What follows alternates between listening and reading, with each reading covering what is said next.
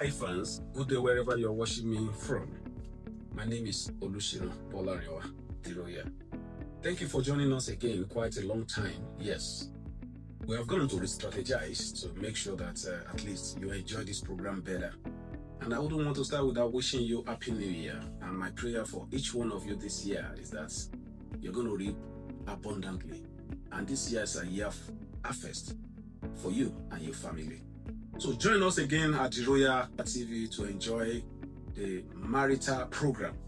And this is very, very vital part of our life, which make us complete as a couple. We know in the struggle of the work life, we need balance. If we want to really base our livelihood on work, then something will be lacking.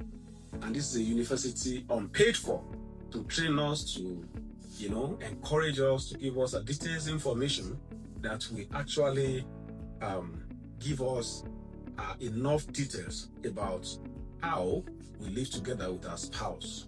The topic today is resolving conflicts without hurting each other. What do I mean? In every marriage, I am very sure there's no perfect marriage on earth. No perfect marriage on earth. If you have to be involved in marriage, yes, you should expect ups and downs. There's little or nothing we can do about it to prevent that, but how do we live together after such occurrences? What do we do to resolve the conflicts amicably without causing separation between us? That is what we're going to discuss in details today.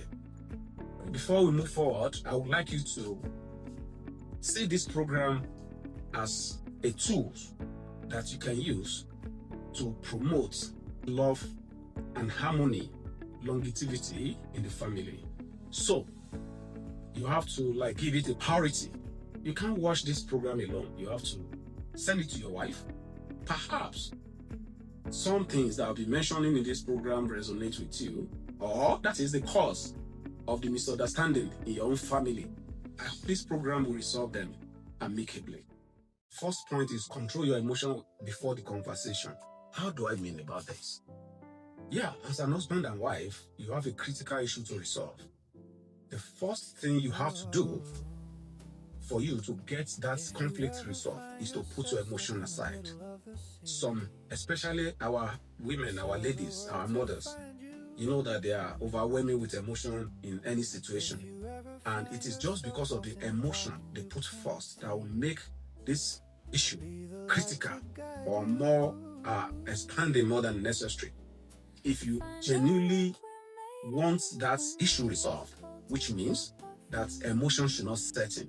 Point number 2, speak to understand, not to win. Yeah, in arguments, in any conflicts, some people are so defensive that before the matter is enumerated, they win the argument in their heart. So there's nothing any other person want to say. There's nothing the pastor will say. There's nothing any marital counselor will tell you, because you have formed the opinion. You have made up your mind.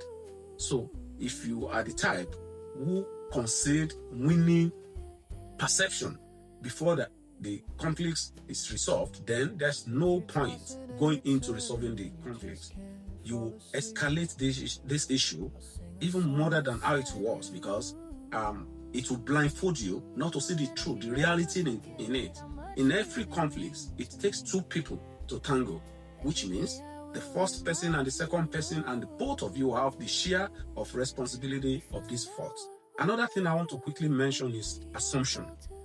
Assumption destroys marriage, because when he or she assumed and picture a scenario, this is what has happened, there won't be any resolution for this conflict. So 2 of you should sit down and put assumption aside, and you have the right to believe whatever your partner says, because there are some people who do not trust their partners. Yes, he or she has disappointed you in the past. We know that. But listen to this scenario, listen to this particular issue. Don't judge this matter from the past perspective. You might be wrong. Okay, he had lied or she had lied before, but now you don't know if what he or she is telling you now is right. So if you are judging him or her by the past events, then there's no room for resolution for this crisis. Another one I want to discuss is use a gentle voice and right tone. Some people are temperamental that they cannot keep calm in any argument. I have seen a scenario where little arguments, either a wife or a husband will first slap their partner in a little argument because they are temperamental. So what I'm saying here is that you have to control your emotion. When there's issue of argument, two of you are boiling, two of you are hot already, and the only thing you can do to make sure that you resolve that is to calm down, swallow your ego. That's the only help you can do yourself to make sure this is resolved. Don't forget, use a gentle words and a right tone. Don't call names. Don't use abusive words that will trigger your partner in any conflicts that you want to resolve. Number 4, which is another important part of it, is focus on the issue, not the person. Now, the personality of the person is not what we're critically examining here. We're examining an issue, the source, the reason why the conflicts happen. That's what we're discussing.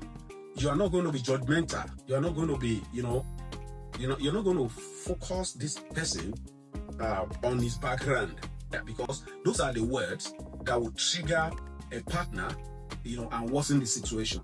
So focus on the issue. Let's discuss the issue that happens now, not the one that happens 5 years ago. Because in so many conflicts, what escalates issues that will become unresolvable by any professional is that they refer to what has happened years ago, because there's unforgiving attitude in this standard. Then number 5, which I'll quickly mention, is you have to choose peace over pride. And that is very, very important. Yeah, if you don't choose peace, there's implication for that. The implication is that you are not going to resolve the conflicts, and it can lead to divorce. And, well, you start all over again. Who knows if you will ever get the right person like the one you are quarreling with now? Who knows if that will ruin your life? Who knows if that is what you lead to regret? For you not to allow it to deteriorate to that end, you have to do what? Choose peace. Peace, love, respect will help you to resolve this situation, and you will be glad, because you don't want a very little argument to break your home. Let me tell you this.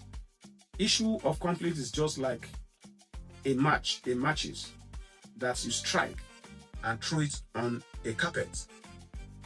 Gradually, that stick is capable of burning down 50-story building if it is not quenched immediately. So don't let this little argument bring a kind of separation to your family. Thank you so much for this time you have spent with me, and let's look forward for another episode very soon, because we're back strong and powerfully, and I pray that your family will enjoy the grace of God. Happy New Year, and enjoy the rest of the year. Bye.